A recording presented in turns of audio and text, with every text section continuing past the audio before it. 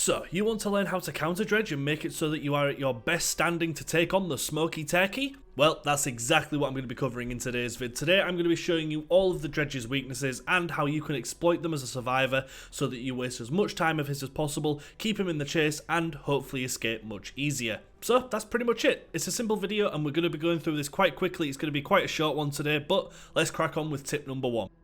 Now, tip number 1 is to try and stick to long loops with no high walls, as it will be much harder for the Dredge to mind game you with his remnant if you can see it. And if you see a good time to do so, leave the tile to a new one to constantly keep him guessing and then just alternate between the two loops to really make him struggle.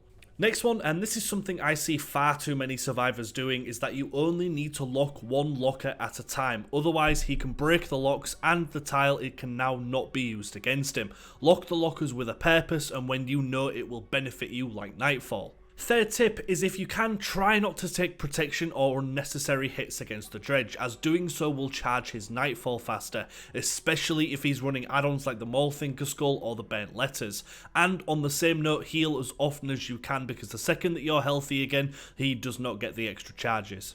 Next, for Dredge, teleporting mid-chase can be very risky if he doesn't know how to do it effectively. So if you're against a Dredge who overuses his teleport, just leave tiles and try to make as much distance as you can to waste his time, because at the end of the day he will either continue chasing you at a disadvantage or leave you entirely.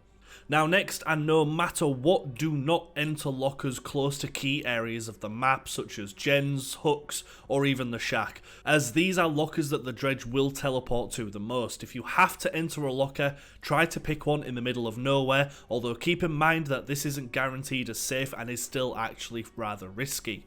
And when you are in Nightfall and safely able to do so, walk through the remnant he leaves behind if he charges his power, as if you walk through this during Nightfall it will actually shorten the time Nightfall is active.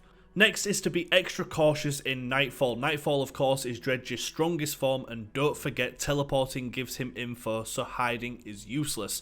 My advice is to stay away from lockers if you can, but still try to progress the game. Heal yourself, heal teammates, and where possible work on gens. And also lock locker doors if you think you safely can. And finally, do not bottleneck yourself into loops like this if you can help it, as against the Dredge, loops like this are incredible for more or less a guaranteed hit. All he has to do is be a little bit patient and he will get the hit one way or another.